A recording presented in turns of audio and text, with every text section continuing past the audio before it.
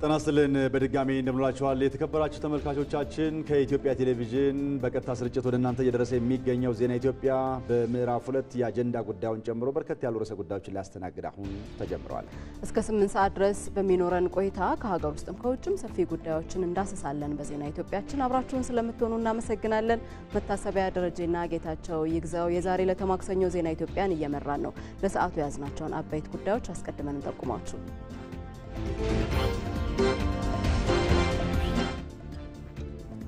ቀጠናዊ ሰላምን ማረጋገጥ የሚቻለው በመተማመንና ዘላቂ ትብብርን በማጠናከር ነው ሲሉ ምክትል ጠቅላይ ሚኒስትር ተመስገን ጥሩነህ ተናገሩ።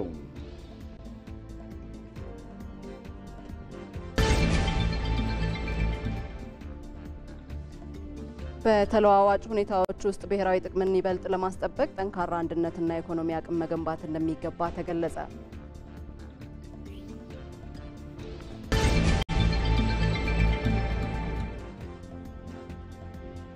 በኢትዮጵያ ያለውን የእንስሳትና ዓሳ ሀብት ልማት ለማሳደግ የሚረዳ ሰነድ ይፋ ሆነ።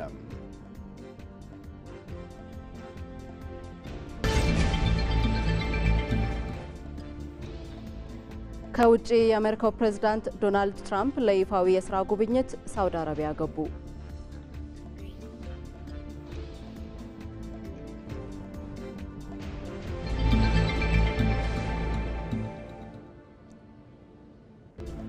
በዜና ኢትዮጵያ ስፖርታዊ መረጃ ደግሞ ከእንግሊዝ ፕሪሚየር ሊጉን ለመቀላቀል እየተደረገ በሚገኝ የጥሎ ማለፍ ጨዋታ ሼፊልድ ዩናይትድ ብሪስቶን ሲቲን በማሸነፍ ለፍጻሜ መድረሱን አረጋግጧል።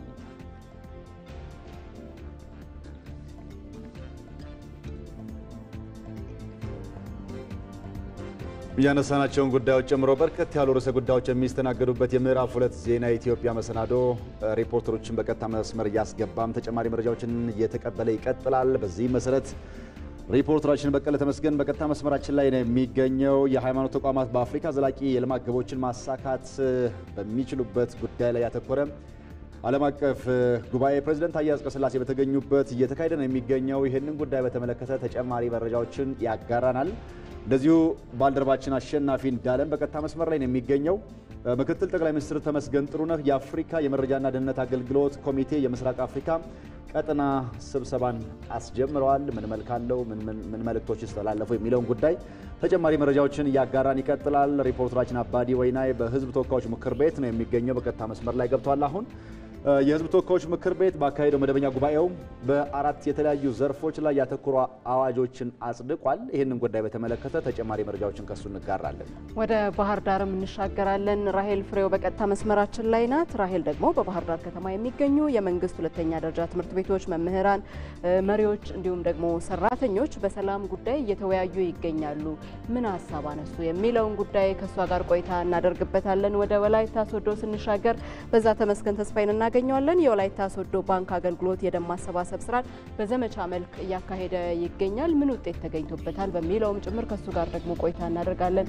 ሰናይት ብርሃኔንም በድጋሚ አግኝተናታል። በኢትዮጵያ ያለውን የእንስሳትና ዓሳ ሀብት ልማት ለማሳደግ የሚረዳ ሰነድ በዛሬው ዕለት ይፋ ሆኗል።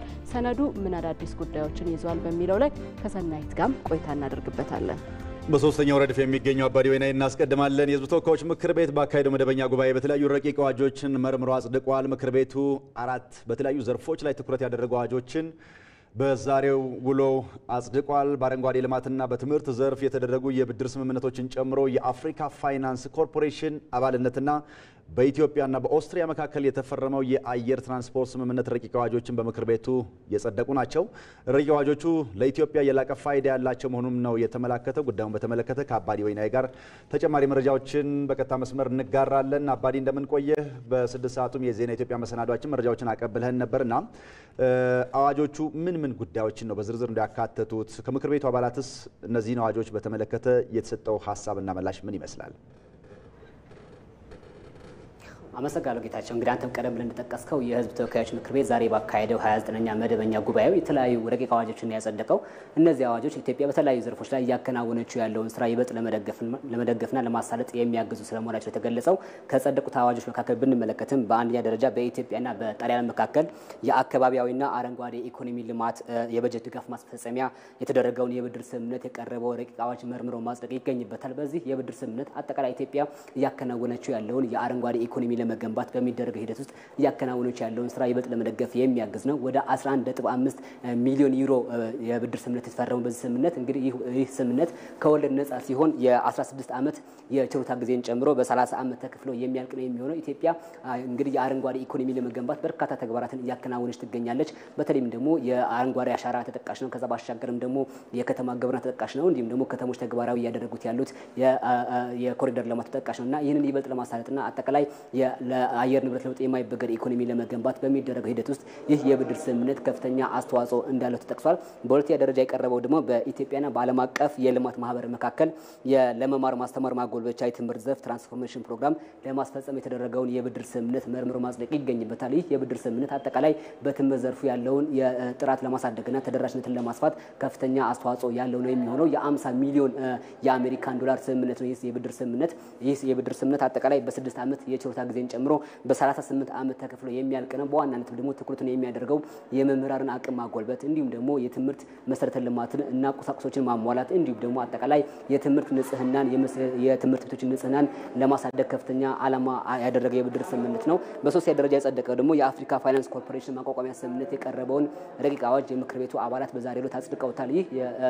ይህ ተቋም ወይም ደግሞ ኮርፖሬሽን አጠቃላይ በአፍሪካ ከ30 በላይ የአፍሪካ አባል ሀገራትን የያዘ ነው። በዋናነትም ደግሞ በግሉና ለመንግስት አካላት ድጋፍ የሚያደርግ ሲሆን በኢንቨስትመንት በንግድ እንዲሁም ደግሞ በተለያዩ ዘርፎች የተሰማሩ አካላትን ለመደገፍ የሚያግዝ ነው። በተለይም ደግሞ የኢንዱስትሪ ለማጠናከር ይህ የኮርፖሬሽን አባልነት ከፍተኛ አስተዋጽኦ አለው ተብሏል። በአራተኛ ደረጃ የጸደቀው ደግሞ በኢትዮጵያና በኦስትሪያ መካከል የተፈረመውን የአየር ትራንስፖርት ስምምነት የምክር ቤቱ አባላት በዛሬው ዕለት አጽድቀውታል፣ በሙሉ ድምጽ ማለት ነው። ይህ የስምምነት አጠቃላይ በሀገራት መካከል ያለውን ትስስር ለማጠናከርና የኢትዮጵያ አየር መንገድ ያለውን ተደራሽነት ይበልጥ ለማሳደግ ከፍተኛ አስተዋጽኦ አለው። የኢትዮጵያን ቱሪዝም፣ ንግድ፣ ኢንቨስትመንት እንዲሁም ደግሞ የተለያዩ ዘርፎችን ለማነቃቃት ከፍተኛ አስተዋጽኦ እንዳለ ነው የተገለጸው። አባዲ በቀጥታ መስመራችን ላይ ገብተህ ላደረስከን መረጃ ከልብ እናመሰግናለን። መልካም ቀን። በቀጥታ መስመራችን ላይ ከሚገኙ ባልደረቦቻችን ተጨማሪ መረጃዎችን መጠየቃችንን እንቀጥላለን። በኢትዮጵያ ያለውን የእንስሳትና ዓሳ ሀብት ልማት ለማሳደግ የሚረዳ ሰነድ ይፋ ሆነ። ሰነዱ በዘርፉ ያሉትን አመቺ ሁኔታዎች፣ ማበረታቻዎችና ልዩ ልዩ አስቻይ ሁኔታዎችን በዝርዝር በማቅረብ የግሉን ዘርፍ ተሳትፎ ለማጠናከርና ለማሳለጥ ያለመ ስለመሆኑ የግብርና ሚኒስትር ዴኤታ ዶክተር ሶፊያ ካሳ ተናግረዋል። ሰነዱን የኢትዮጵያ ግብርና ሚኒስቴር ከዓለም አቀፉ እንስሳት ምርምር ኢንስቲትዩት ኤልሪ በትብብር እንዳዘጋጀውም ታውቋል። ይህንኑ ጉዳይ የተከታተለች የምትገኘው ባልደረባችን ሰናይት ብርሃኔ ለተጨማሪ መረጃዎች በቀጥታ መስመራችን ላይ ትገኛለች። ሰናይት እንዴት ቆይተሻል? ድጋሚ ተገናኝተናል። ዛሬ ይፋ የተደረገው ሰነድ በዚህ ዘርፍ ለተሰማሩ ኢንቨስተሮች ምን ጠቀሜታ አለው? እንደ ሀገርስ ምን እድሎችን ነው ይዞ የመጣው? አመሰግናለሁ። ቀደም ሲል እንደገለጽ ነው እንግዲህ በዛሬው ዕለት በኢትዮጵያ ያለውን የእንስሳትና የዓሳ ሀብት ልማት ለማሳደግ ለማሳለጥና በዘርፉ ለተሰማሩ ኢንቨስተሮችም ጠቀሜታን ያስገኛል የተባለ ሰነድ ነው ይፋ የተደረገው። ይህ ሰነድ እንግዲህ ከ21 በላይ ተቋማትና ባለሙያዎችን ያካተተ በዓለም አቀፍ የእንስሳት ምርምር ኢንስቲትዩትም የታከለበት ጥናትና ምርምር ተደርጎበት ነው በዛሬው ዕለት ይፋ የተደረገው። እንደሚታወቀው እንግዲህ ኢትዮጵያ በእንስሳት ሀብቷ በአፍሪካ አንደኛ በዓለም ደግሞ 5ኛ ደረጃ ላይ ትገኛለች። ነገር ግን ይህንን ያህል ሀብት ይዛ ከዘርፉ ተገቢውን የሆነ ሀብት እስከዛሬ አታገኝም ነበር። ከቅርብ ጊዜ ወዲህ ግን በሌማት ትሩፋት የተለያዩ ስራዎች እየተሰሩ በርከት ያሉ ጠቀሜታዎች እየተገኙ ይገኛሉ። ከዚህ በተጨማሪ ዛሬ ላይ ይፋ የተደረገው ሰነድ በርካታ ጠቀሜታዎችን ይዞ ይመጣል ተብሎ ነው ተስፋ የተደረገበት። በተለይ በግሉ ዘርፍ የተሰማሩ ኢንቨስተሮች ይህ ሰነድ በመኖሩ ምክንያት ከሀገር ውስጥ የሚሆን ከውጭ የሚመጡ ባለሀብቶች መጥተው በቀጥታ በምን ዘርፍ ላይ መሰማራት እችላለሁ፣ በሀገራችን ያሉ ጸጋዎች ምን ምን ናቸው የሚሉትን ለይቶ የሚያሳይ በመሆኑ መሰማራት የሚችሉበትን ዘርፍ በደንብ አጉልቶ ያሳያል። እንዲሁም ደግሞ በዘርፉ ምቹ ያልሆኑ ችግሮች ካሉ ደግሞ እንደ አንድ ኢንቨስተር ለሀገራቸው አስተዋጽኦ ማድረግ የሚችሉባቸውን ጉዳዮችም የሚያመቻች መሆኑ ነው የተገለጸው። ከዚህ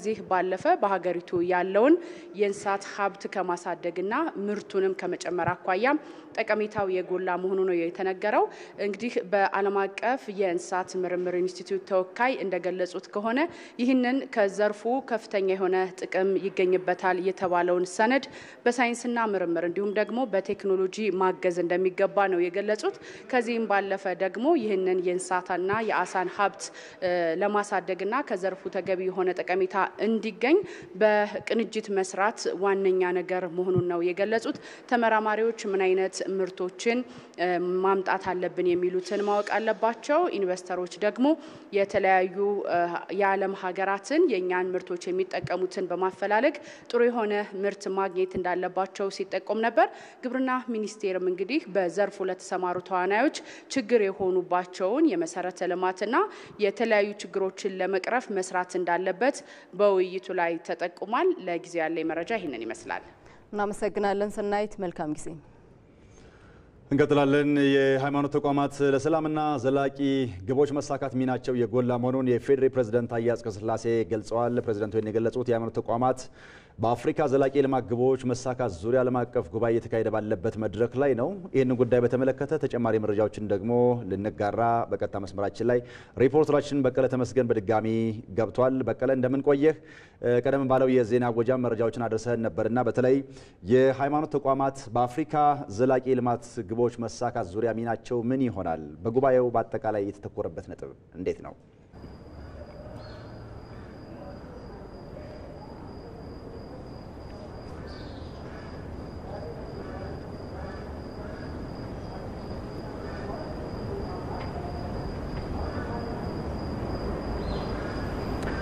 አመሰግናለሁ።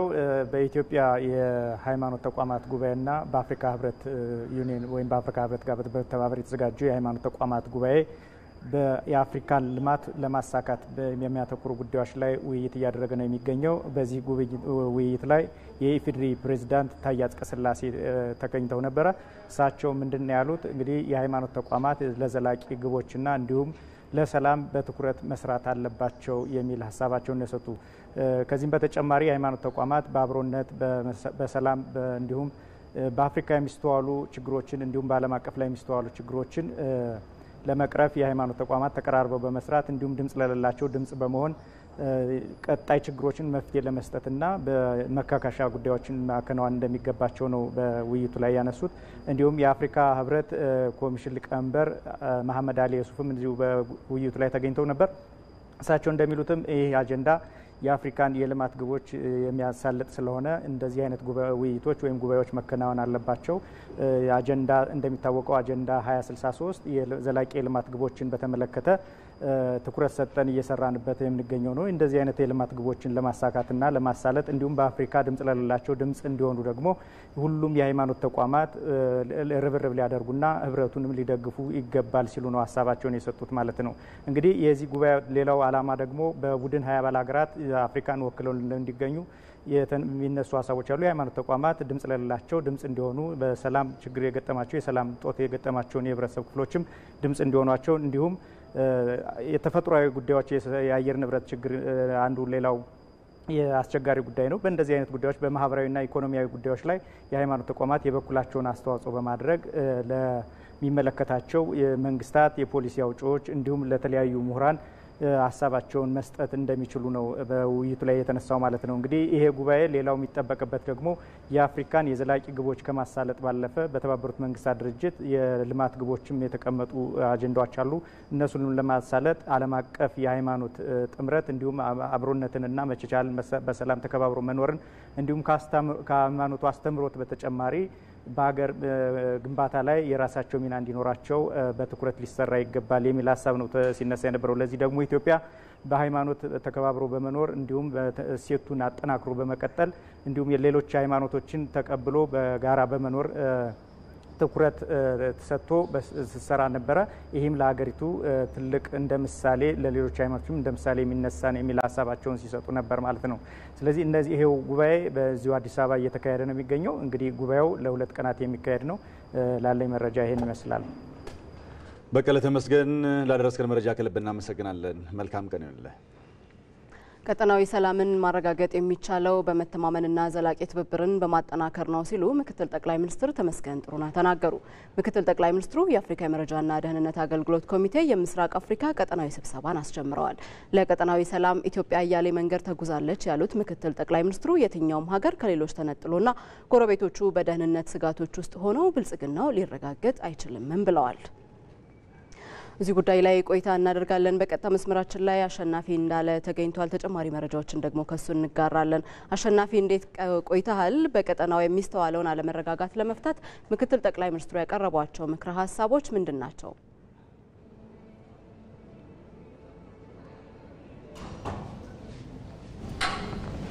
አመሰግናለሁ ጌታቸውና መታሰቢያ። እንግዲህ እንደሚታወቀው የምስራቅ አፍሪካ ቀጠና በርካታ ተግዳሮቶች በተለያዩ ጊዜያት የሚገጥሙት ቀጠና እንደሆነ ይታወቃል። ሽብርተኝነት አለ፣ እንዲሁም ደግሞ የተለያዩ ጦርነቶች ጭምር ይከሰታሉ። ከዛም ባለፈ ደግሞ የሳይበር ጥቃቶችም በተለያዩ ጊዜ የሚከሰቱበት ቀጠና ነው። እነዚህ ችግሮች እንግዲህ በአንዳንድ ሀገራት ላይ ይከሰቱ እንጂ የጋራ ችግር ናቸው። በቀጠናው ላይ አለመረጋጋት እንዲፈጠር ሊያደርጉ የሚችሉ ናቸው። ይህንን ለመቋቋም ደግሞ ሀገራት በተለይ በሴኩሪቲና በደህንነትና እንዲሁም ደግሞ በመረጃ ላይ በጋራ የሚሰሩበት ሲሳ የተሰኘ ኮሚቴ አለ። የሱ የምስራቅ አፍሪካ ቀጠናዊ ስብሰባ ነው እንግዲህ ለመጀመሪያ ጊዜ በአዲስ አበባ ላይ ሲከናወን ለመጀመሪያ ጊዜ ነው። ከዚህ ቀደም በተለያዩ ሀገራት ላይ ሲከናወን ነበረ። ዛሬ ይህ ስብሰባን እንግዲህ በይፋ የከፈቱት ምክትል ጠቅላይ ሚኒስትር ተመስገን ጥሩነህ ናቸው። እሳቸው የሚያነሱት ነገር ምንድነው? ኢትዮጵያ በተለይ ብልጽግና እንዲረጋገጥ ከታሰበ የሁሉም ሀገራት የጋራ የሆነ ትብብር ሊፈጥረው የሚችለው ነው ብላ ታምናለች። ለዛም ደግሞ ባለፉት ዓመታት እንግዲህ በሰላም ማስከበርን የሰራቻቸውን ስራዎች ማንሳት ይቻላል። አጠቃላይ አፍሪካዊ የሆኑ መፍትሄዎች ጭምር ለአፍሪካ ችግሮች አፍሪካዊ የሆነ መፍትሄ እንዲገኝ በማድረግ ረገድ ውስጥም የተለያዩ ስራዎችን ስትሰራ ቆይታለች። ይሄኛው ሊጠናከር ይገባል። የአፍሪካን መጻኢ ዕድል መወሰን የሚችለውም ዛሬ ላይ በትብብር የምንሰራው ስራ በመሆኑ እዚህ ላይ ጠንከር ያለ ስራዎች ያስፈልጉናል። አሁን ላይ እየገጠሙን ያሉት ችግሮች ሰው ሰራሾች ናቸው። ሽብርተኝነትም ቢሆን አጠቃላይ ድንበር ተሻጋሪ ወንጀሎችም ቢሆን በሰዎች የሚከናወኑ ናቸው። የተፈጥሮ ችግሮች አይደሉም። ስለዚህ ቅንጅትን በማጠናከር ልንሻገራቸው የሚገባ ስለመሆኑ ነው የጠቆሙት። በተለይ ደግሞ የተቋማት ግንባታ ላይ በትኩረት ሊሰራ እንደሚገባ አንስተዋል። ተቋማትን በገነባን ቁጥር የደህንነት ተቋማቶቻችንም በጋራ መስራት ከጀመሩና ብቁ የሆነ የሰው ኃይል ከተሟላላቸው እንዲሁም ደግሞ ትብብርን በአመኔታ ላይ የተመሰረተ ትብብርን ማጠናከር ከቻለን ማንሻገረው ፈተና እንደሌለ ነው ያነሱት። እነዚህ የሚገጥሙን ችግሮችን ከተሻገርን ደግሞ በርካታ የሆነ እድሎች ያሉበት ቀጠና በመሆኑ እዚህ ላይ በትኩረት መስራት ይገባል። ከምንም ነገር በላይ ግን ርዕይ ብቻውን በቂ አይደለም፣ በተግባር የተደገፈ መሆን አለበት። የምንነጋገራቸው የምናመጣቸው ሀሳቦች በተግባር የተደገፉ ሆነው ልንለውጣቸው የሚገባ መሆን አለበት የሚል ሀሳብ ነው ያነሱት። እንደሚታወቀው እንግዲህ ኢትዮጵያ በጸጥታና ደህንነት ተቋማት ላይ ሪፎርም እንዳደረገች ይታወቃል። እነዚህ የተደረጉ ሪፎርሞች ደግሞ የተለያዩ ውጤቶችን እያመጡ ናቸው። እንግዲህ የብሔራዊና መረጃ ደህንነት አገልግሎትን ብንመለከት እንኳን ከተለያዩ አገራት ጋር የሚደረጉ የመግባቢያ ስምምነቶችን ባለፉት ዓመታት ላይ የተከናወኑትን ማንሳት እንችላለን። ድንበር ተሻጋሪ ወንጀሎችን በመከላከል ሽብርተኝነትን በመዋጋትና የተለያዩ እንቅስቃሴዎችን በመክታት ረገድ ሰፊ ስራዎች እየተሰሩ ነው። ስለዚህ በተቋሙም አመራሮች የተነሳው ሀሳብ ምንድነው? ይህንን ትብብር ማጠናከር ይገባል የሚል ሀሳብ ነው። ጥቅል የመድረኩ ላይ የተነሱ ሀሳቦች እነዚህን ነው የሚመስሉት። እናመሰግናለን አሸናፊ፣ መልካም ጊዜ። ዜና ኢትዮጵያ ይቀጥላል። ከአፍታ በኋላ ስንመለስ ደግሞ በአዲስ አበባ ከሚገኙ የቱሪስት መዳረሻ መስህቦች ከሆኑ መካከል በከተማዋ የሚገኘውና ከተማዋን ከምስረታው እስካሁን ድረስ ያላትን ታሪክ የሚያሳየው በአዲስ አበባ የሚገኘው የአዲስ አበባ ሙዚየም ይጠቀሳል። በሙዚየሙ ያሉ ገጽታዎችና ይዞታው ምን ይመስላል የሚለው ደግሞ እንቃኘዋለን።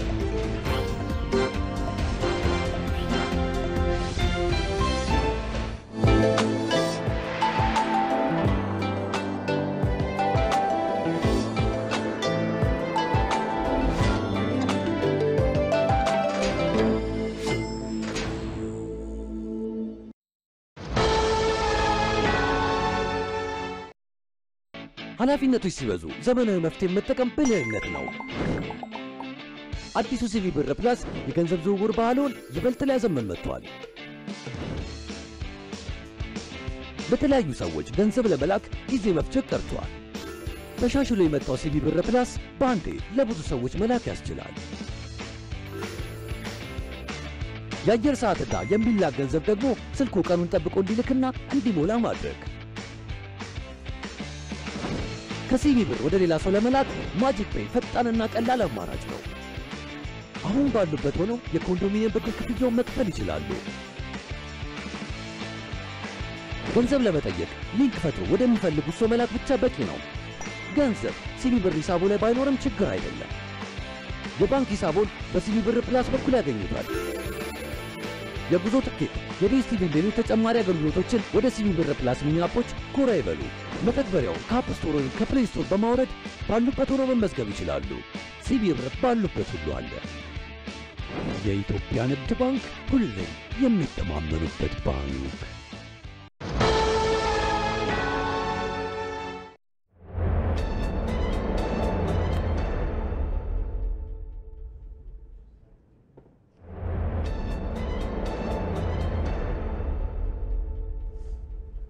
ከዜና ኢትዮጵያ ጋር ናችሁ። ወደ አጀንዳ ጉዳያችን አልፈናል። በዛሬው የአጀንዳ ጉዳያችን ብሔራዊ ጥቅምን ማስጠበቅ ላይ ትኩረት አድርገን ዘገባዎችን እናነሳለን። ከእንግዳም ጋር ተጨማሪ ሀሳቦችን እንጋራለን።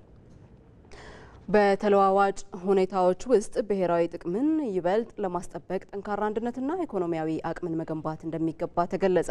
የኢትዮጵያን ብሔራዊ ጥቅም ለማስከበር ወቅቱን ያገናዘበ ዲፕሎማሲ እየተተገበረ ስለመሆኑ የውጭ ጉዳይ ሚኒስቴር አስታውቋል። ይመራደም ኢትዮጵያውያን ምንም እንኳ በሀገር ውስጥ የሚያለያዩ ጉዳዮች ቢኖራቸውም ያለ ልዩነት ከሚሰባሰቡበት ወይም በጋራ ከሚቆሙበት ጉዳይ አንዱ የሀገራቸው ብሔራዊ ጥቅም ነው። በኢቲቪ የዛሬቱ ኢትዮጵያ ዝግጅት ላይ ሀሳባቸውን የሰጡት የኢትዮጵያ ዜጎች ለማህበራዊ ፍትህ ኢዜማ ምክትል መሪ አርክቴክት ዮሐንስ መኮንን ብሔራዊ ጥቅም ለድርድር የሚቀርብ ጉዳይ አይደለም ብለዋል። በአንድ ሀገር ውስጥ የተለያየ አመለካከት ኖሮን የተለያየ የፖለቲካ ፍልስፍና ልንከተል እንችላለን። የሚያከራክሩን ጉዳዮች አሉ። የምንፎካከርባቸው አጀንዳዎች አሉ። በፍጹም ደግሞ ለድርድር የማይቀርቡ በእንግሊዝኛው ቶፕ ናሽናል ፕራዮሪቲስ የሚባሉ የቅድሚያ የሚሰጣቸው ሀገራዊ ጉዳዮች አሉ። እነኚህ የትብብር አጀንዳዎች ናቸው። ሁሉም ዜጎች በጋራ የሚቆሙላቸው ጉዳዮች ናቸው። ብሔራዊ ጥቅምን ማስከበር ሲባል ደግሞ ዘርፈ ብዙ ስራዎችን የሚጠይቅ ስለመሆኑም ይጠቀሳል። እናም የኢትዮጵያን ብሔራዊ ጥቅም ለማስጠበቅ የውስጥ ጠንካራ አንድነትና ኢኮኖሚያዊ እድገትን መገንባት የግድ ነው የሚሉት ደግሞ በሕዝብ ተወካዮች ምክር ቤት የውጭ ግንኙነትና የሰላም ጉዳዮች ቋሚ ኮሚቴ ምክትል ሰብሳቢው ዶክተር ፈትህ መህዲ ናቸው። ብሔራዊ ጥቅማችንን ለማምጣት ኢኮኖሚ እድገት ማምጣት አለብን። ኢኮኖሚ እድገት ለማምጣት ደግሞ ከተለያዩ ጎረቤት ሀገራትና ከቀጠናው ካሉ ከመላው ሀገር ጋር መስራት አለብን በሰላማዊ መንገድ። አንዱ መስሪያው ዘዴ ወርልድ ትሬድ ኦርጋናይዜሽን ነው። እዛ ለመግባት የሚደረገው ጥረት አንዱ ማሳይ ነው። ተለዋዋጭ በሆነው ኢትዮጵያ የምትገኝበት የምስራቅ አፍሪካ ቀጣናም ይሁን በዓለም አቀፍ ደረጃ የሀገርን ብሔራዊ ጥቅም ለማስጠበቅ የወቅቱን ዲፕሎማሲ ያገናዘበ ስራ እየተሰራ መሆኑንም የውጭ ጉዳይ ሚኒስቴር ዲፕሎማት የሆኑት ዘሪሁን መገርሳ ተናግረዋል። ብሔራዊ ጥቅምን ለማስጠበቅ አንድ አቅጣጫ ብቻ አንከተልም። እንደ ሁኔታው ተጣጣፊ መሆን የግድ ነው። ስለዚህ ፕራግማቲክ የሆነ ፎሬን ፖሊሲ ዳይሬክሽን ነው የምንከተለው። ሁሉም ዜጋ ለብሔራዊ ጥቅም ዘብ መቆምን ከመንግስታትና ግለሰቦች የተሻገረ የሀገር ጉዳይ በመሆኑ በአንድነት የመቆም ጥንካሬን ይበልጥ አጠናክሮ መቀጠል ይገባልም ተብሏል። ለብሔራዊ ጥቅም ጥብቅና ዘብ መቆም ለአንድ ፓርቲ መቆም ማለት አይደለም። ለአንድ መንግስት በአንድ ዘመን ላለ መንግስት መቆም ማለት አይደለም። መንግስታት ይመጣሉ ይሄዳሉ። ብሔራዊ ጥቅም ለኔሽን ነው፣ ለሀገር ነው የሚቆመው። ሀገር ዘላቂ ናት። የልጆቻችን ተስፋ እኛ የወረስነው የአባቶቻችን ቅርስ ማለት ነው። ለዘመናት የተዋረስናቸው እሴቶቻችን አንድ ላይ የሚኖሩት ሀገር በሚባለው ሐውልት ነው። ኢትዮጵያ አሁንም ቢሆን ተደማጭነቷን ከፍ ለማድረግና ብሔራዊ ጥቅሟን ይበልጥ ለማስከበር ዓለም አቀፍ ተቋማትን የመቀላቀልና የባህር በር ተጠቃሚነትን ጨምሮ ሌሎች ጥረቷንም ቀጥላለች። በዚሁ በአጀንዳ ጉዳያችን ላይ እንቆያለን። ጉዳዩን በተመለከተም ተጨማሪ ሀሳብና ማብራሪያን እንጠይቃለን። በቀጥታ መስመራችን ላይ በውጭ ግንኙነትና ዲፕሎማሲው ዙሪያ የካበተ ልምድ ያላቸው አምባሳደር ዲና ሙፍቲ በቀጥታ መስመር ላይ ነው የሚገኙት። አምባሳደር ዲና ስላገኘሁት ደስ ብሎናል፣ እናመሰግናለን። የሀገርን ብሔራዊ ጥቅም ለማስጠበቅ እየተሰሩ ያሉ ስራዎች ምንድን ናቸው የሚለውን ጉዳይ እናንሳና በዚህ ጉዳይ ያለውትን ሀሳብ ተቀብለን ደግሞ መሀል ላይ ዜናዎችንም እያስገባን እንቀጥላለን። በጣም አመሰግናለሁ። ልቀጥል? መቀጠል እንችላለን። በጣም ነው የማመሰግነው። ቅድም በተለያዩ በፕሮግራሙ ላይ በቀረቡት ሰዎች ሲነሳ እንደነበረው ብሔራዊ ጥቅም የአንድ ሀገር ብሔራዊ ጥቅም በርካታ ፈርጆች አሉት። ፖለቲካዊ ጥቅም፣ ኢኮኖሚያዊ ጥቅም፣ ማህበራዊ ጥቅም፣ የደህንነት ጥቅም ተብሎ ሊፈረጅ ይችላል። እነዚህ ጥቅሞች በአጠቃላይ ከእምነት፣ ከአይዲዮሎጂ፣ ከብሔር ብሔረሰብ ወዘተርፍ በላይ ናቸው። በሀገር ደረጃ የሚቀመጡ ናቸው። ማንም የአንድ ሀገር ዜጋ የዛ ሀገር ዜጋ አገሩን ለማስቀጠል ብሔራዊ ጥቅሙን ማራመድ አለበት ነው፣ በጋራ ተባብሮ ማለት ነው። እዛ ላይ በተለያዩ ምክንያቶች ልዩነቶች ሊፈጠሩ እንደማይችሉና እነዚህ ልዩነቶች ብሔራዊ ጥቅምን ከማስጠበቅ ወደ ኋላ እንደማያደርጉ ነው። ይህ ማለት እንግዲህ በሌላ በኩል እነዚህ በየፈርጆቹ በየአቅጣጫዎቹ በተለያዩ ስልቶች የሚደረጉ እንቅስቃሴዎች ብሔራዊ ጥቅምን በጥቅሉ ለማስጠበቅ ይጠቅማሉ ማለት ነው።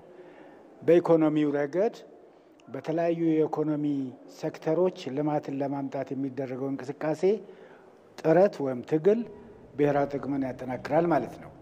በፖለቲካው መስክ እንደዚህ ነው የሚሆነው። በደህንነትም በወታደራዊ መስክም በማህበራዊ መስክም ለእድገት የሚደረጉ እንቅስቃሴዎች በተለያዩ ስልቶች፣ በተለያዩ መንገዶች፣ በተለያዩ ዘዴዎች ብሔራዊ ጥቅምን ለማስጠበቅ የሚጠቅሙ ናቸው ማለት ነው በአጠቃላይ። እና ሊሰመርበት የሚገባው ትልቁ ነገር ብሔራዊ ጥቅም ሰፊ ኮንሰፕት ነው። ብሔራዊ ጥቅም ከምንም በላይ እንደሆነና ዜጎች በዜግነታቸው ብቻ የሚያስጠብቁት ሊያስጠብቁ የሚገባ አይነት ትብብር፣ አንድነት የሚያስፈልግበት መድረክ መሆኑን ነው። ጥሩ አምባሳደር፣ ሌላው ጉዳይ እንግዲህ ኢትዮጵያ ባለፈችባቸው አመታት ከባድ የሚባሉ ጊዜዎችም ጭምር ነበሩና እንደው እንዳጠቃላይ ብሔራዊ ጥቅምን በማስጠበቅ ሂደት ውስጥ የዲፕሎማቲክ ማህበረሰቡስ ሚና እንዴት ይገለጻል?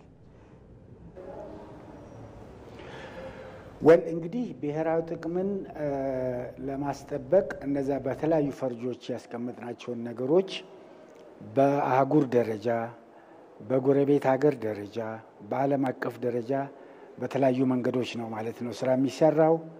በባይላተራል ደረጃ ሁለት መንግስታት በይነ መንግስታዊ እንቅስቃሴዎች አሉ።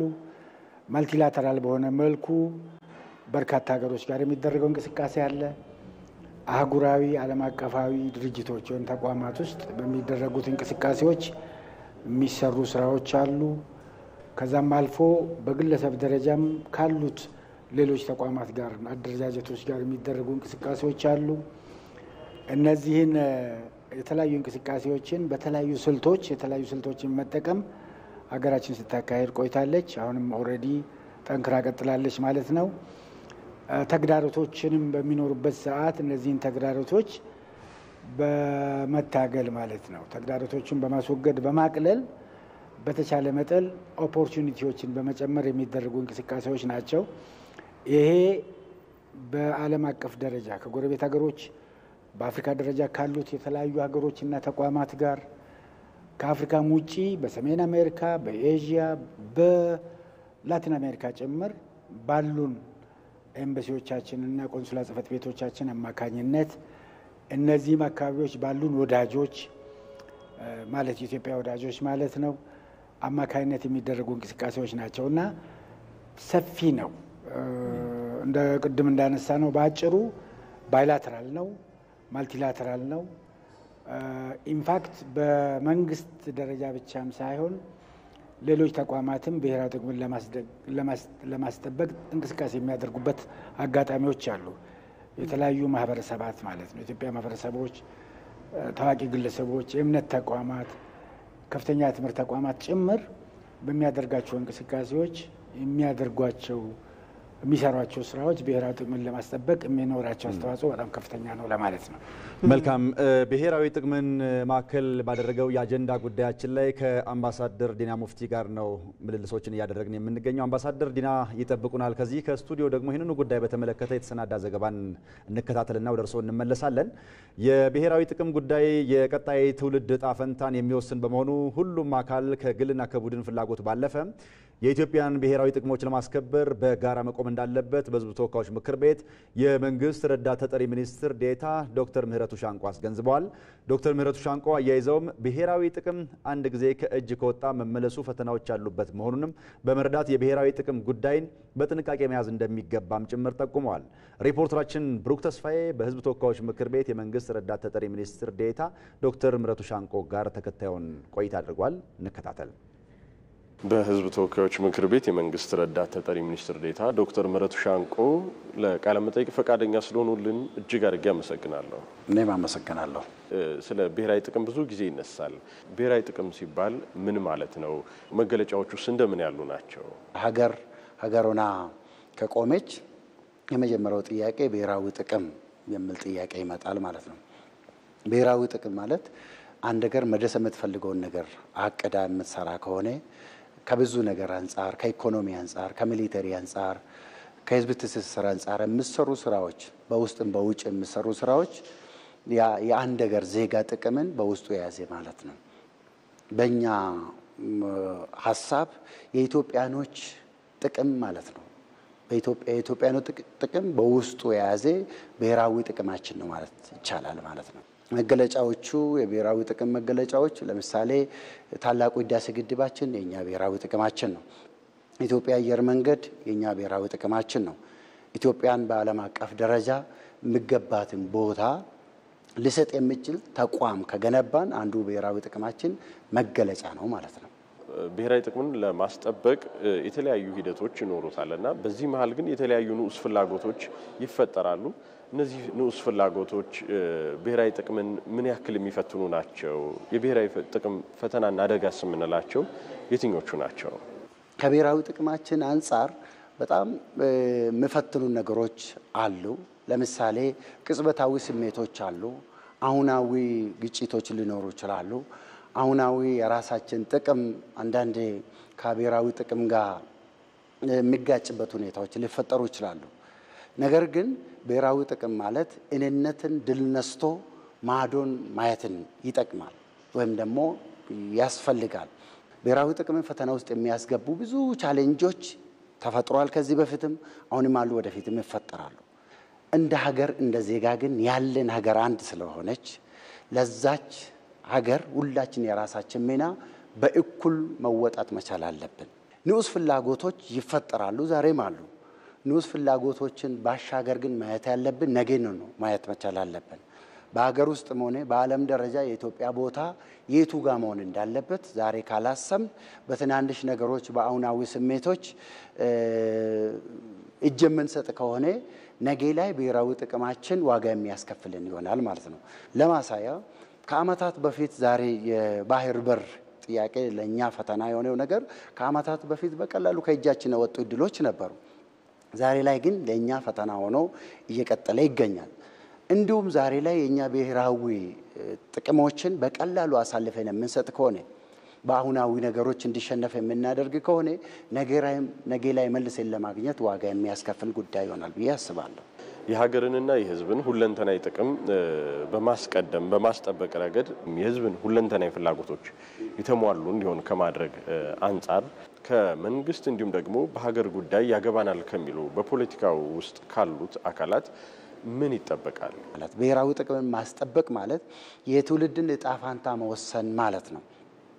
የሀገር በዓለም ደረጃ ምን አይነት ቦታ እንደሚኖራትን የምንወስነው እኛ ራሳችን እኛ ኢትዮጵያኖች ነን ማለት ነው። እያንዳንዱ ኢትዮጵያ በተሰማራንበት መስክ ላይ ስለ ኢትዮጵያ ብሔራዊ ጥቅም በየቀኑ አውቀን መስራት መቻል አለብን። እንደ ምሁራን እንደ ፖለቲከኞችም ሁሌ ማሰብ ያለብን የትኛውም ጥያቄዎች ይቀያየራሉ፣ አዳዲስ ጥያቄዎች ይፈጠራሉ፣ አዳዲስ ፍላጎቶች ይፈጠራሉ፣ ይመጣሉ፣ ይሄዳሉ። የሀገር ጥቅም ግን እንደዛ አይደለም። የሀገር ጥቅም ቋሚ እንደሆነ እናስብና የትኛውንም ጥያቄ ከዛ መልስ እንጠይቅ። የሀገር ጥቅምና የግለሰቦችን ጥቅም እኩል አድርገን ማየት የለብንም። የሀገር ጥቅም ከፖለቲካ ፓርቲ ስብስብ በላይ ነው። የሀገር ጥቅም አንዳንዴ ከመንግስታት ስርዓትም በላይ ነው። የመንግስታት ስርዓት ይመጣሉ፣ ይሄዳሉ። የሀገር ጥቅም ግን ቋሚ ነው።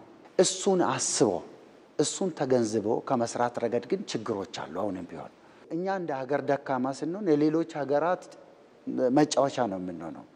ሌሎች ሀገራት እንደፈለጉ ነው የሚያደርጉን፣ ኃይል ያላቸው እንደፈለጉ ነው የሚያደርጉን። ያኔ ዛሬ ላይ የምንጠይቀው ጥያቄዎች ቦታ አይኖራቸው። ስለዚህ እንደ ኢትዮጵያኖች ቆም ብለን ማሰብ ያለብን የሀገራችን ጥቅም ማስቀደም ነው መቻል አለብን። ቀጥሎ የሚመጡ ጥያቄዎችን ደግሞ በኋላ ላይ በልኩ እያየን ማስተናገዱ ተገቢ መልስ ያገኛል ብዬ ማስባለሁ። በሕዝብ ተወካዮች ምክር ቤት የመንግስት ረዳት ተጠሪ ሚኒስትር ዴኤታ ዶክተር ምህረቱ ሻንቆ ለቃለ መጠይቅ ፈቃደኛ ሆነው ጊዜዎትን ስለሰጡኝ እጅግ አድርጌ አመሰግናለሁ። መልካም ጊዜ። ከእንግዳችን አምባሳደር ዲና ሙፍቲ ጋር ያቋረጥነውን ቆይታ እንቀጥላለን። አምባሳደር ወደ እርስዎ ተመልሰናል። በስፋት እንግዲህ ይህንኑ ብሔራዊ ጥቅምን ማስጠበቅን በተመለከተ ሀሳቦችን እያነሳን ነው ያለነውና እንደው ባለፉት ዓመታት ህዳሴ ግድብን ጨምሮ በተለያዩ ፕሮጀክቶች እንዲሁም ደግሞ በተለያዩ ሀገራዊ እንቅስቃሴዎች ውስጥ የሀገርን ብሔራዊ ጥቅም ለማስጠበቅ በዲፕሎማሲያዊ መንገድ ስኬታማ የሚባሉ እንቅስቃሴዎች ተደርገዋልና ቀጣይስ ብሔራዊ ጥቅምን ለማስጠበቅ እነዚህን ዲፕሎማሲያዊ አማራጮች ምን ያህል መጠቀም አለብን? ምንድነው መደረግ ያለበት? ኦኬ፣ በጣም ጥሩ ጥያቄ ነው። በነገራችን ላይ ሀገራችን የዓለም አቀፍ ህብረተሰብ አካል ናት፣ ደሴት አይደለችም። በዓለም አቀፍ ህብረተሰብ ደረጃ፣ በዓለም አቀፍ ደረጃ፣ በአህጉር ደረጃ ያሉት የተለያዩ ተግዳሮቶች ብሔራዊ ጥቅምን ለማስጠበቅ የምናደርጋቸው እንቅስቃሴዎች ላይ ተጽዕኖ ያደርጋሉ። ዋና ዋና ተግዳሮቶች ተብሎ የሚታወቁ እኛንም በየጊዜው የሚያጋጥሙን ተግዳሮቶች አሉ። አየር ንብረት ለውጥ አንዱ ተግዳሮት ነው። ይሄም በእኛም ላይ የራሱ ተጽዕኖ አለው። በአህጉራችን በተለይ ባለንበት ቀንድ አፍሪካ የሚታዩ ግጭቶች፣ ውስጣዊም ሆነ በአገሮች መካከል የሚታዩ ግጭቶች ሌላው ተግዳሮት ነው። በእነዚህ ግጭቶች የተነሳ መፈናቀሎች፣ ረሃብ ወዘተ ችግሮች አሉ። ይህም ተግዳሮት ነው።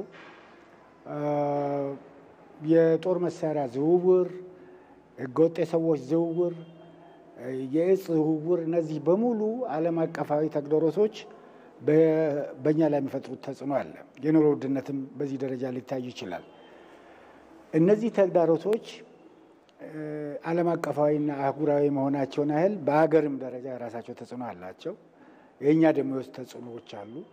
እንደዛም እያለ ግን ብሔራዊ ጥቅምን ለማስጠበቅ በሀገራችን የተደረጉ በርካታ እንቅስቃሴዎች እንደነበሩና እንዳሉ አሁንም እንደቀጠሉ ይታያል። ለምሳሌ ህዳሴ ግድብ ብሔራዊ ፕሮጀክት ነው። ብሔራዊ ጥቅም ማለት በተለያዩ ኮሊጎች ሲገለጽ እንደነበረው አንድንም ሰው የማይጎዳ ሁሉንም በጋራ የሚጠቅም ማለት ነው። ነገር ግን አንፎርቹኔትሊ አንዳንዴ ሚስ ፐርሲቭ ይደረጋል። አንዳንዶቹ ይህንን ብሔራዊ ጥቅም እንደሚጎዳቸው አድርጎ የሚወስዱበት ሁኔታ አለ። የሀገር ጥቅም ማለት ነው ከመንግስት በላይ ነው፣ ከፓርቲ በላይ ነው፣ ከአይዲዮሎጂ በላይ ነው። ለምሳሌ ህዳሴ ግድብ አንድ ትልቅ ብሔራዊ አርማ ነው፣ ብሔራዊ ፕሮጀክት ነው። ለሁሉም ለኢትዮጵያ እንደ ሀገር ነው የሚጠቅመው። ህዳሴ ግድብ ከግብ እንዳይደርስ በተለያዩ መንገዶች ሲጻረሩ የነበሩ ኃይሎች፣ ተጽዕኖ ሲያሳርፉ የነበሩ ኃይሎች ይታወቃሉ። እነዚህን በዓለም አቀፍ ደረጃ ለመሟገት ለመታገል የተደረጉ ጥረቶች ውጤታማ ነበሩ። በተለይ የህዳሴ ግድብን ህልውና የሚቀናቀነው ኃይል አጀንዳውን የተባበሩት መንግስታት ድርጅት የጸጥታ ጥበቃ ምክር ቤት ደረጃ ጭምር ወስዶ ሲያሟግት እንደነበር፣ ሲቃወም እንደነበር ይታወቃል። ይህም በኢትዮጵያ ዲፕሎማሲያዊ ጥረት ከሽፏል። የህዳሴ ግድብ ከአንዴም ሁለቴ ሶስቴ ሙሌት ተደርጎ አሁን ሪባን ወደሚቆረጥበት ወደ ፍጻሜ እየደረሰ ያለበት ሁኔታ ነው ያለው። ይሄ በዲፕሎማሲው መስክ የተደረገውን ጥረትና የዛን ውጤት ነው የሚያሳየው። በሀገር ደረጃ የሚደረጉ እንቅስቃሴዎች በዲፕሎማሲው ስኬት ላይ ትልቅ ተጽዕኖ ነው ያላቸው። ለምሳሌ የግሪን ሌጋሲን ከወሰን አየር ንብረት ለውጥ የሚመጣውን ተግዳሮት ለመቋቋም ጠቀሜታ አለው። ይሄ ለአህጉርም ለአካባቢያችንም እንዲሁ ጠቀሜታ እንዳለው ነው። አልፎ አልፎ ጎረቤት ሀገሮችም ከዚህ እንዲቋደሱ እየተደረገ ያለበት ጥረትና ስኬት ነው ያለው። በግብርና መስክም እንደዚሁ የተደረገው ጥረትና በግብርና መስክ የተገኘው ውጤት በዚህ ደረጃ የሚታይ ነው። መልካም አምባሳደር ዲና ሙፍቲ ባነሳነው የብሔራዊ ጥቅምን በተመለከተ የአጀንዳ ጉዳያችን ላይ በቀጥታ መስመር ላይ ገብተው ለሰጡን ሰፊ ማብራሪያ ከልብ እናመሰግናለን። መልካም ቀን ይሁንልዎት።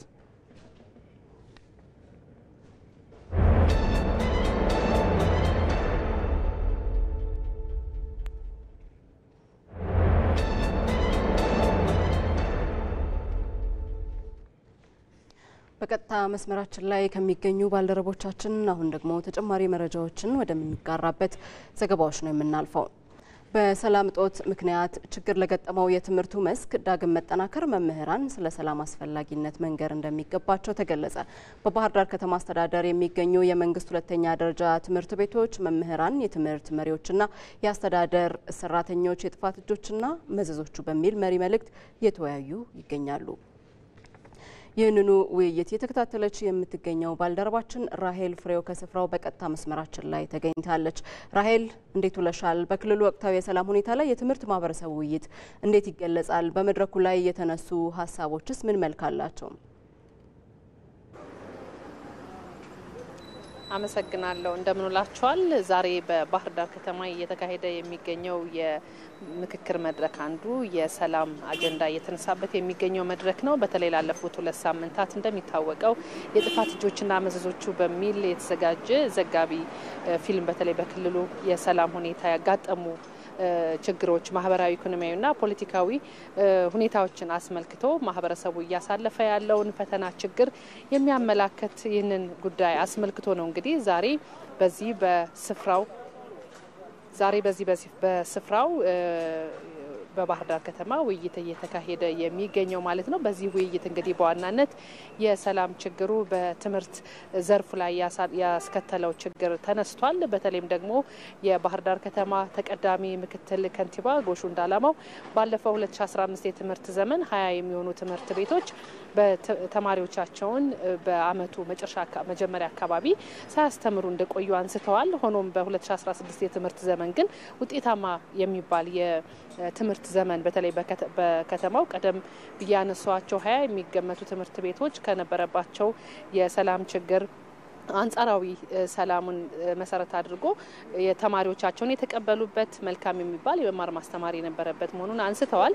አሁንም የሰላም ችግሩ ተጽዕኖ የሚያደርግባቸው አልፎ አልፎ የሚዘጉ እንዲሁም ቦምብ መጣልን ጨምሮ የትምህርት ሁኔታውን የሚረብሽ ሁኔታዎች በዚህ የትምህርት ዘመን ታልፏል ማለት ነው። ተማሪዎች ይህን ያጋጠማቸውን ችግር እንግዲህ በተለይ የስነልቦናቸው ላይ በሚያሳድረው ጫና የትምህርት ውጤታማነት ላይ ከፍተኛ የሆነ ችግር እያስከተለ መቆየቱን አንስተዋል። መምህራንም እንደ ክልል በትምህርት ላይ የገጠመው የሰላም ችግር በትምህርት ላይ ባሳደረው ጫና መምህራን የህይወት መስዋዕትነት ከመክፈል ጀምሮ ብዙ ዋጋ እየከፈሉ መጥታቸውና ያነሱት እንግዲህ ሰላምን መስበክ የሁሉም አጀንዳ ሆኖ በክልሉ በተለያዩ መድረኮች ተነገረ ቢሆንም መምህራን ደግሞ ከተማሪዎቻቸው ጋር ባላቸው ግንኙነት ሰላምን መስበክ እንዳለባቸው ተነግሯል። በተለይም ደግሞ በዚህ የተሻለ በተባለው የትምህርት ዘመን ውስጥ የታየውን ውጤታማነት ለማስቀጠል የመምህራን ሚና ጉልህ መሆኑ ነው የተገለጸው። በክረምቱ ወቅት ተማሪዎችን በቂ የሆነ ድጋፍ አድርጎ ለአዲሱ የትምህርት ዘመን ማዘጋጀትን ጨምሮ በርካታ የማካካሻ ስራዎች ሊከናወኑ እንደሚገባ ጭምር ነው የተነሳው።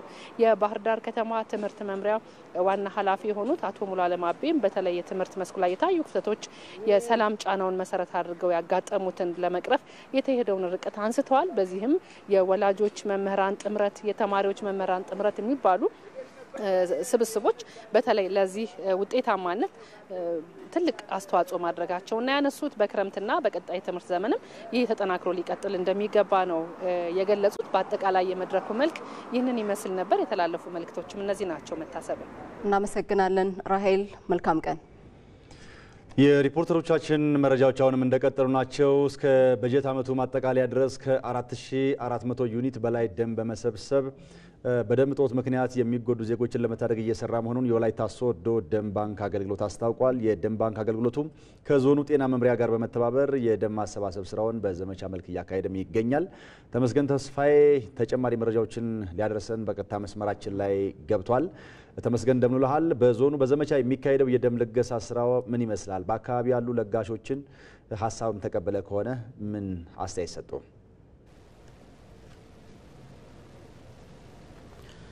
መልካም እንግዲህ ጌታቸው፣ በደም እጦት ምክንያት የሕክምና እገዛ እየተደረገላቸው የሚሞቱ ዜጎች ቁጥር ቀላል የሚባል አይደለም። በደቡብ ኢትዮጵያ እንደዚሁም በወላይታ ዞንም ይህንን የመከላከሉ ስራ በዘመቻ እየተካሄደ ነው የሚገኘው። በተለይ በጤና ተቋማት የሚያጋጥመውን የደም እጥረትን ለመቀልበስ በዘመቻ የሚሰራው ስራ እገዛ እያደረገ መሆኑም ተመላክቷል። የወላይታ ሶዶ ደም ባንክ ከወላይታ ዞን ጤና መምሪያ ጋር በጋራ በመሆን የደም ማሰባሰብ ስራውን በተለያዩ አጋጣሚዎች እያካሄደ ነው የሚገኘው። በወላይታ ሶዶ ደም ባንክ የደም ለጋሾች ምክር አገልግሎት ባለሙያ የሆኑት አቶ አጥናፉ አባተ እንደሚናገሩት ከሆነ በዋናነት በአመቱ 8000 ዩኒት ደም ለመሰብሰብ ታቅዶ ስራው መጀመሩን ገልጸዋል። ከዚህ መካከል 3600 ዩኒት ደም እስካሁን ድረስ ተሰብስቧል። ቀሪውን 4400 ዩኒት ደም ደግሞ እስከ በጀት አመቱ ማጠቃለያ ድረስ ለማሰባሰብ በዘመቻ ስራው እየተካሄደ መሆኑን አንስቷል። በዘመቻ የሚካሄደው ስራ ከተለያዩ ተቋማት ጋር በቅንጅት እየተሰራ ነው የሚገኘው። መንግስታዊና መንግስታዊ ያልሆኑ ተቋማት እንዲሳተፉበት ተደርጓል። የሃይማኖት ተቋማት እንደዚሁም ደግሞ ትምህርት ቤቶች ትልቁን ድርሻ ይዘው ድጋፍ እያደረጉ መሆኑንም ባለሙያው አስታውቋል። ይህንንም ተከትሎ ተስፋ ሰጪ ለውጥ እየታየ አመቱንም እቅድ ደግሞ ከዛም የተሻገረ ውጤት ለማስመዝገብ የሚቻል ስራ እየተከናወነ መሆኑን አመላክቷል።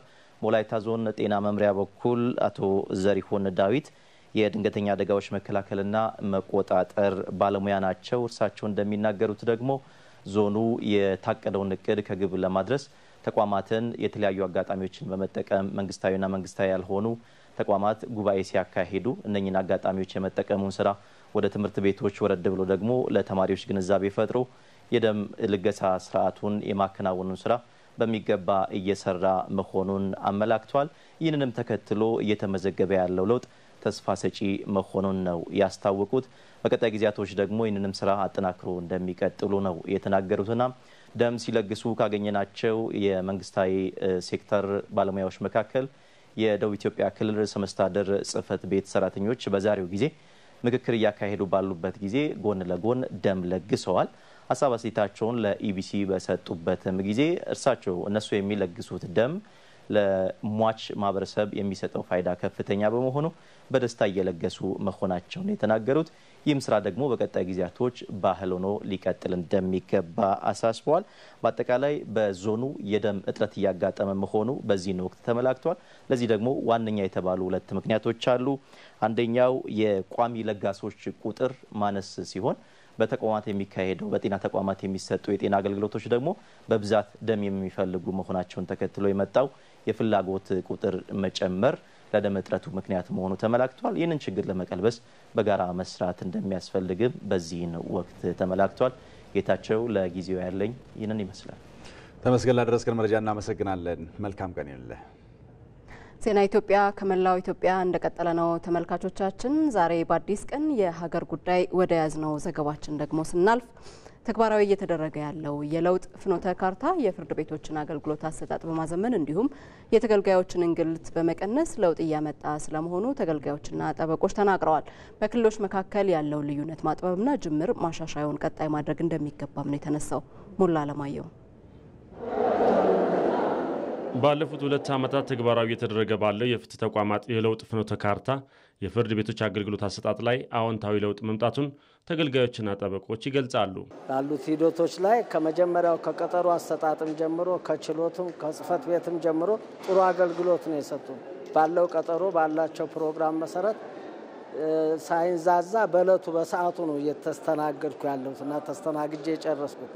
አገልግሎቱ አሪፍ ነው ያለውን ይሄ እንደዚህ ነው ብሎ በትክክል ያስተናግዱናል። አሪፍ ነው አገልግሎት። ዛሬ ሁለተኛ ቀጠሮ ነው የመጣው።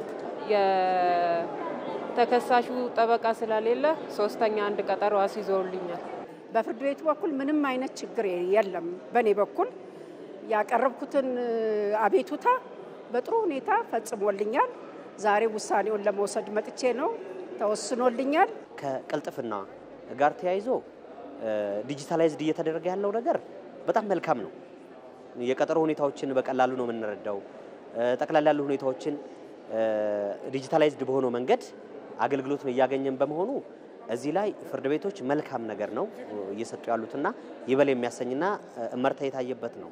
በፍትህ ተቋማት የአሰራር ለውጥ ሂደት ለዜጎች ተሻለ አገልግሎት ለመስጠት የህግ ማሻሻያዎች መደረጉን የሚገልጹት የፍትህ ሚኒስትር ሀና አራያ ስላሴ ናቸው። የአስተዳደር ስነ ስርዓት ህግ መውጣቱ ለዜጎች የየለት ህይወት በጣም ከፍተኛ ፋይዳ ያለው ነው። ምክንያቱም አስፈጻሚ አካላት ህግ የሚያወጡበት ሂደት አዋጅም ሆነ ደንብም ሆነ መመሪያ በየደረጃው ያሉ ህጎች የሚወጡበት ሂደት አሳታፊ መሆኑን የሚያረጋግጥ ህጎች እርስ በርስ ተናባቢ የሆኑና ትክክለኛውን ዲው ፕሮሰስ ሂደቱን ጠብቀው የሚወጡ መሆናቸውን የሚያረጋግጥ ስለሆነ በፌዴራል የወጣው ይሄን አዋጅ ሁሉም ክልሎች ላይ እንዲያወጡ ይሄንንም ክትትል የምናደርግበት አንደኛው ጉዳይ ነው። ሶስተኛው ቅንጅታዊ አሰራርን የተመለከተ ነው። ከበፊቱ በጣም የተሻለ በፌዴራል የፍትህ ተቋማት መካከል እንዲሁም በፌዴራልና በክልሎች መካከል የተሻለ ቅንጅታዊ አሰራርን ማስመዝገብ ተችሏል። በጠዋቱ አዲስ ቀን የዜና ሾው የሀገር ጉዳይ ላይ የተገኙት በፍትህ ሚኒስቴር የፍትህ ስርዓት ማሻሻያ ዳይሬክተር አቶ ኖህ ታከለ የህዝብ ቅሬታ ያለባቸውን ቦታዎች በገለልተኛ ባለሙያ በማስጠናት የለውጥ ማሻሻያ መተግበሩ ጅምር ውጤት አስገኝቷል ብለዋል። ማህበረሰቡ ቅሬታ አለባቸው የሚባሉ ጉዳዮችን በመለየት እዛ ላይ የተለያዩ ስራዎች ሪፎርም የማድረግ ስራዎችን እየሰራን እንገኛለን። በመሀልም እንደ ፍትህ ሚኒስቴር ከወሰን ማህበረሰቡ በአገልግሎት አሰጣጡ ላይ ያለው እርካታ ምን ይመስላል ብለንም ለማየት ሞክረናል። በገለልተኛ አማካሪ ቀጥረን እንዲለካ እንዲታይ ሙሉ ለሙሉ በሚፈለገው ደረጃ ባይደርስም ከነበሩት መሻሻሎች እንዳሉ እርካታዎችም እየጨመሩ እንደሆነና የአገልግሎት አሰጣጡም ከጥራት ከቅልጥፍና አንፃር እየተሻሻለ እየመጣ ስለመሆኑ የሚያረጋግጡ ማስረጃዎች ማቅረብ ተችሏል። በክልሎች መካከል ያለውን ልዩነት ልምድ በመለዋወጥ ጭምር መፍታት ይገባል የሚሉት ደግሞ በሕዝብ ተወካዮች ምክር ቤት የሕግና ፍትህ ጉዳዮች ቋሚ ኮሚቴ ምክትል ሰብሳቢ አቶ ኢሳ ቦሩ ናቸው። በሁሉም ክልሎች ማለት ይቻላል። ለምሳሌ አሁን በቅርቡ ያደረግነው ክልል ላይ ደቡብ ኢትዮጵያ ለማየት ሞክረናል። ኦሮሚያ ላይ መልከታ አድርገናል። አማራ ክልልም እንደዚህ ለማየት ሞክረናል። በጣም የሚያበረታቱ ስራዎች ከቦታ ቦታ ከክልል ክልል የምላይ ሁኔታ አለ። ይህንን ወደ አንድ የማምጣት አሁንም ብዙ የሚቀሩ ስራዎች እንዳሉ ሆነው ጅምር ስራ በጣም ጥሩ ነው ማለት ይቻላል። አምዶችን በተመሳሳይ መልኩ ስራ ላይ ማዋልም ላይ ተመሳሳይ ኢምፕሊሜንቴሽን ላይ አይደለም ያለ ነው። የተጀመሩ ስራዎች በጣም አበረታች ቢሆኑም ገና ትኩረት የሚጠይቅ እጅግ ትኩረት የሚጠይቅ ስራ መሆኑን ያየነው። በፍርድ ቤቶች አገልግሎት አሰጣጥ የተጀመሩ የለውጥ ስራዎችን በማጠናከር የህዝብ አመኔታ ያለው የፍትህ ስርዓት መገንባት ያስፈልጋል ተብሏል። ቀደም ሲል በይጠብቁን ወደ ጠቆምናችሁ ዘገባ እናልፋለን። አዲስ አበባ በርካታ የቱሪስት መስህቦችን በውስጧ ይዛለች። የከተማዋን ምስረታ እስካሁን ድረስ ያለውን ታሪክም ጭምር የሚያሳየው የአዲስ አበባ ሙዚየም ከነዚህ ውስጥ አንዱ ነው። ሙዚየሙ በውስጡ ምን ይዟል የሚለውን ደግሞ ሪፖርተራችን ኤጃ ኢንጂፈታ ከሙዚየሙ አስጎብኚ ጋር ቆይታ አድርጋለች። አሁን የምንገኘው በአዲስ አበባ ሙዚየም ውስጥ ነው። አዲስ አበባ ሙዚየም ውስጥ ምን አለ፣ የሚጎበኝስ ምንድን ነው የሚለውን አብረን የምንከታተል ይሆናል። አብራችሁ ቆዩ።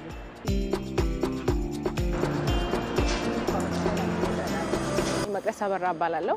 የአዲስ አበባ ሙዚየም አስጎብኚ ነኝ እና እንደምታዩ ያው ሙዚየሙ እንግዲህ በአጼ ምኒልክ ነው አማካኝነት የተሰራው እና በመጀመሪያ አገልግሎት የነበረው ለጥይት መጋዘንነት ታስቦ ነበር የተሰራው ማለት ነው እና ለዛ ዓላማ ሳይል ሲቀር የጦር ሚኒስቴር የነበሩ ራስ ብሩ እሳቸው ነበሩ። ለእሳቸው በስጦታ መልክ ተሰጥቷቸው ማለት ነው እና እንግዲህ ቤቱ የራስ ብሩ መኖሪያ ቤት ነበር መጀመሪያ።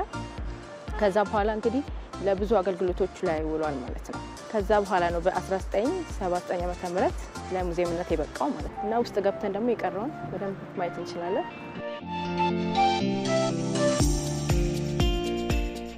እንግዲህ አሁን ያለንበት አዳራሽ የምስረታ አዳራሽ ምንለው ነው። ያው በአጠቃላይ ግን ሙዚየሙ 7 ክፍሎች አሉት አጠቃላይ ማለት ነው። ፎቅ ላይ 2 ክፍሎች አሉ። በዛኛው ሳይድ ደግሞ አንድ አለ። ከታች ደግሞ 4 አለ ማለት ነው። በአንድ ላይ 7 ይሆናል ማለት ነው። የምስረታ የተባለበት ምክንያት ይህ አዳራሽ እንግዲህ አዲስ አበባ እንዴት እንደተመሰረተችና ይህ ሙዚየም እንዴት እንደተመሰረተ ስለሚገልጽ ማለት ነው። ዳግማዊ አፄ ምኒልክ እቴጌ ጣይቱ ማለት ነው እንግዲህ አዲስ አበባን የመሰረቱት እነሱ ናቸው ማለት ነው። አዲስ አበባ የሚለውን ስያሜ የሰጡት ደግሞ እቴጌ ጣይቱ ናቸው ማለት ነው እና ቅድም እንዳልኩት ይሄ ሙዚየም በአፄ ምኒልክ አማካኝነት ነው የተሰራው ማለት ነው። የጋሻ የምናየው የወሎ ንጉስ የንጉስ ሚካኤል ጋሻ ነው። እዛ ጋር የምናያቸው ጎራዴዎች ደግሞ አሉ። በአፄ ምኒልክ መኳንንቶች የሚጠቀሙበት የነበሩ ጎራዴዎች ጋሻዎች ናቸው። እዚህ ጋር የደጃዝማች ባላምባራስ አለ። እዚህ ጋር የቀኝ አዝማች አለ። ሌሎች ክፍሎች ላይም ደግሞ አለ የቀኝ አዝማች፣ የግራ አዝማች ማለት ነው። እነዚህ እንግዲህ በጦር ክፍሎች የማዕረግ ልብሶች ናቸው ማለት ነው። እዚህ ጋር የምናየው ደግሞ እንግዲህ አዲስ አበባ እናሁኑ ሳስቶን በፊት እንግዲህ መጀመሪያ ስትመሰረት በእንጦጦ ሰፈራ ነው ማለት የተመሰረተችው። የእንጦጦ ሰፈራ እንለዋለን ያኛው። እዚህ ጋር ደግሞ የእቴጌ ጣይቱ ሰገነት አለ። ይሄን እንጦጦ ፓርክ እናገኘዋለን ማለት ነው። እዚህ ጋር የምናየው ደግሞ ቅድስት ራጉኤል ቤተክርስቲያን አለ። በድሮ ጊዜ የተሰሩ ናቸው እነዚህ አዲስ አበባ በተመሰረተችበት ወቅት የተሰሩ ቤተክርስቲያኖች ናቸው። እዚህ ጋር ባህር ዛፎቹን ደግሞ እናያለን። አዲስ አበባ ውስጥ የማገዶ ችግር ስለነበረ አጼ ምኒልክ ከውጭ ሀገር በማስመጣት ነው ማለት ነው ይሄን ባህር ዛፍ ያስተከሉት።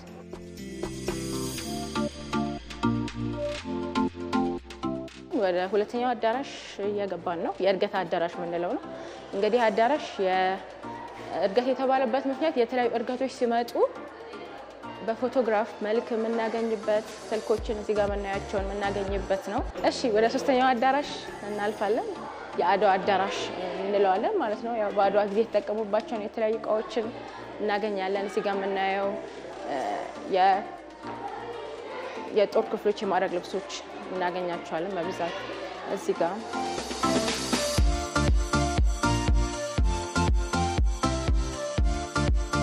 እዚህ ጋር የምናያቸው ደግሞ የአድዋ ጦርነት ካበቃ በኋላ የተመሰረቱ እንትኖች ናቸው፣ ኤምባሲዎች ናቸው። የመጀመሪያው የጣሊያን ኤምባሲ፣ የኛው የብሪቲሽ ኤምባሲ፣ ደግሞ የጀርመን ኤምባሲ ያው ጦርነቱ ካበቃ በኋላ የተመሰረቱ ናቸው ማለት ነው። ይሄ አዳራሽ ደግሞ ከፋሽስት ከዲፕሎማሲ የምንለው ነው። ፋሽስቶች ያው ተመልሰው ከመጡ በኋላ ለበቀል ማለት ነው እነሱ ወደ አዲስ አበባ ሲገቡ ምን ይመስል እንደነበረ እና ደግሞ የኛ ሀገር ጠቅላይ ሚኒስትሮቻችን ከተለያዩ ሀገራት ጋር በሚገናኙበት ወቅት የተነሱ ፎቶግራፎች ለተለያዩ ጉዳዮች ሲገናኙ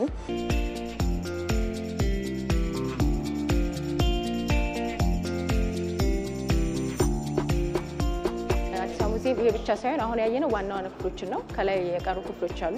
እነሱ እንግዲህ በደንብ ጊዜ ስታገኙ መጣችሁ መጎብኘት እና ደግሞ በዚሁ አጋጣሚ አዲስ አበባ ሙዚየምን ያላየ መጥቶ እንዲጎበኝ ላለው አመሰግናለሁ። እሺ ለአደረግሽልን ማብራሪያ እጅግ አድርጌ አመሰግናለሁ። በአዲስ አበባ ሙዚየም የነበረን ቆይታ ይሄን ይመስላል። ከአዲስ አበባ ሙዚየም ወደ ኢቢሲ ስቱዲዮ ተመልሰናል። አዲስ አበባ ሙዚየም እንግዲህ አንጋፋ የሚባል ተቋም ነው። በኢትዮጵያ ታሪክ ውስጥ ያለፉ አጋጣሚዎችን ጭምር ለማየት ጥሩ እድል የሚፈጥር ነውና ኤጂያም ካስጎብኚዋ ጋር ጥሩ ቆይታ አድርጋለች። ተመልካቾች በዛ አቅራቢያ ሲያልፉም ቢሆን ጎራ ብለው እንዲመለከቱ እኛም በዚሁ እናበረታታለን። ዜና ኢትዮጵያ ይቀጥላል። ተመልካቾቻችን ከውጪ ወደ መረጥ ነው በትንታኔ ወደ ያዝነው ዘገባችን ነው የምናልፈው። የአሜሪካው ፕሬዚዳንት ዶናልድ ትራምፕ ለይፋዊ የስራ ጉብኝት ሳውዲ አረቢያ ገቡ። ፕሬዚዳንት ዶናልድ ትራምፕ ሳውዲ አረቢያ ሲደርሱ በሳውዲው አልጋ ወራሽ መሐመድ ቢን ሳልማን በሪያድ ተገኝተው አቀባበል አድርገውላቸዋል። ዛህራ መሐመድ አሜሪካንን ለሁለተኛ ጊዜ ለማስተዳደር አሸንፈው ስልጣን የያዙት በነጩ ቤተ መንግስታቸው ስራ ለመጀመር ከገቡበት ጊዜ አንስቶ የተለያዩ የስራ ማስፈጸሚያ ትዕዛዞችን በመፈረም የሚታወቁት የአሜሪካው ፕሬዝዳንት ዶናልድ ትራምፕ የዓለም አቀፍ የመገናኛ ብዙሃን የፊት ገጽ አጀንዳ ሆነው ሰነባብተዋል። የአሜሪካንን ኢኮኖሚ ለማሳደግና ሀያልነቷን ለመመለስ በሚል በጀመሩት ስራና የታሪፍ ጭማሪ ጫና ከቅርብም ከሩቅም ካሉ ወዳጆቻቸው ጋር ያላቸውን ወዳጅነት አሻክረዋል። በታሪፍ ጭማሪ ውሳኔያቸው ግን የወዳጅ ሀገራቱን ምላሽና ዲፕሎማሲያዊ ግንኙነት መሻከሩን ያስተዋሉት ትራምፕ ውሳኔያቸውን ሲያሻሽሉና አዳዲስ የንግድ ስምምነቶችን ሲፈራረሙ ተስተውሏል። ዛሬ ረፋድ ላይ ደግሞ በሁለተኛው የፕሬዝደንትነት ዘመናቸው የመጀመሪያ የሆነውን ይፋዊ የስራ ጉብኝታቸውን ወደ ሳውዲ አረቢያ በማቅናት ጀምረዋል። ፕሬዝደንት ዶናልድ ትራምፕ ሳውዲ አረቢያ ሲደርሱም የሳውዲው አልጋ ወራሽ መሐመድ ቢን ሰልማን በሪያድ ተገኝተው አቀባበል አድርገውላቸዋል። ፕሬዝደንት ዶናልድ ትራምፕ ኳታርና የተባበሩት አረብ ኤሚሬትን ለ3 ቀናት ለመጎብኘት ባላቸው እቅድ መሰረት ነው ዛሬ ሳውዲ የገቡት። ይህ የፕሬዝደንት ዶናልድ ትራምፕ የመካከለኛው ምስራቅ ጉብኝት ከሶስቱ ቁልፍ አጋሮች ጋር ያላቸውን ግንኙነት ለማጠንከርና ኃይላቸውን ለማሳየት ያግዛቸዋል ተብሏል። የትራምፕ ጉብኝት ለአሜሪካ ዋና ዋና የፋይናንሻል ኢንቨስትመንቶችን ለማግኘት፣ በጋዛ የተኩስ አቁም ለማስፈን እንዲሁም የሳውዲ አረቢያ እስራኤል መደበኛ ንግግሮችን የተመለከቱ ዲፕሎማሲያዊ ግንኙነቶች ላይ ያተኩራሉ ተብሎ ይጠበቃል። ትራምፕ የመጀመሪያ የጉብኝታቸው ማረፊያ በሆነችው ሳውዲ አረቢያ በሚኖራቸው ቆይታም ከልዑል መሐመድ ቢን ሰልማን በአሜሪካ ኢንዱስትሪ ውስጥ $1 ትሪሊዮን ኢንቨስት ለማድረግ የሚያስችል ተስፋን ያገኛሉ ተብሎም ይጠበቃል። ይህ የኢንቨስትመንት ተስፋ ልዑሉ ቀደም ሲል የገቡት የ$600 ቢሊዮን የኢንቨስትመንት እቅድን ያካተተ እንደሆነም ተገልጿል። አሜሪካ ከትራምፕ ጉዞ በፊት ለተባበሩት አረብ ኤሚሬቶች ከ$1.4 ቢሊዮን በላይ የጦር መሳሪያ መሸጧን ያስታወቀች ሲሆን በኤአይ ቺፕስ ማምረቻና ኢነርጂ ላይ ያሉ ኢንቨስትመንቶችን ጨምሮ በሁለቱ ሀገራት መካከል በርካታ ስምምነቶች በጉብኝቱ ይፋ ይደረጋሉ ተብሎም ይጠበቃል። በተጨማሪም ትራምፕ ለሳውዲ አረቢያ የትልልቅ የጦር መሳሪያ ሽያጭ ሊያደርጉ ይችላሉም ተብሏል። የአሜሪካ ሳውዲ ኢንቨስትመንት ፎረም ላይ ንግግር ያደርጋሉ ተብለው የሚጠበቁት ትራምፕ በዚህ ሳምንት መጨረሻ ወደ ኳታርና የተባበሩት አረብ ኤሚሬትስ ይጓዛሉ። ዘገባው የቢቢሲና አልጀዚራ ነው። የውጭ ምንዛሬና ዓለም አቀፍ የግብይት መረጃውን ደግሞ ከቅንብሩ እንከታተል።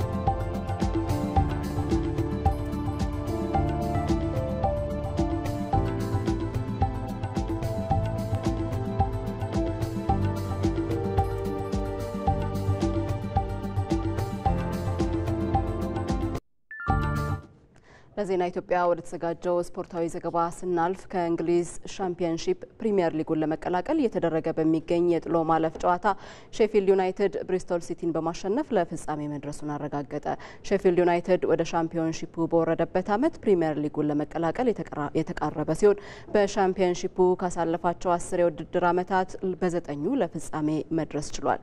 መሰረት ተስፋዬ ሊድስ ዩናይትድና በርንሌ አስቀድመው በሰበሰቡት ነጥብ ከእንግሊዝ ሻምፒዮንሺፕ ወደ ፕሪሚየር ሊጉ ማደጋቸውን ባረጋገጡበት የ2024-25 የውድድር ዓመት የእንግሊዝ ሻምፒዮንሺፕ ሶስተኛ ክለብ ሆነው ወደ ፕሪሚየር ሊጉ ለመግባት የጥሎ ማለፍ ጨዋታዎች እየተደረጉ ይገኛሉ። በሊጉ የደረጃ ሰንጠረዥ ከ3ኛ እስከ 6ኛ ደረጃ ላይ የሚገኙ ክለቦች የግማሽ ፍጻሜ ጨዋታቸውን እያደረጉ ሲሆን ትላንት ምሽት በተደረገ የግማሽ ፍጻሜ የመልስ ጨዋታ ሼፊልድ ዩናይትድ ብሪስቶል ሲቲን በማሸነፍ የፍጻሜ ተፋላሚ መሆኑን አረጋግጧል። በአሰልጣኝ ክሪስ ዋይልደር እየተመሩ በውድድር ዓመቱ በሻምፒዮንሺፑ ድንቅ የውድድር ዓመትን ያደረጉት ሼፊልድ ዩናይትዶች ከፕሪሚየር ሊጉ በወረዱበት ዓመት ዳግም ለመመለስ የተቃረቡበትን ውጤት ምሽቱን አስመዝግበዋል። በመጀመሪያው ዙር የግማሽ ፍጻሜ ጨዋታ ከሜዳቸው ውጪ 3-0 ረተው የተመለሱት ሼፊልዶች የመልሱን መርሃ ግብር ከጨዋታ ብልጫ ጋር 3-0 ሲያሸንፉ በድምር ውጤት 6-0 በመርታት ወደ ሻምፒዮንሺፑ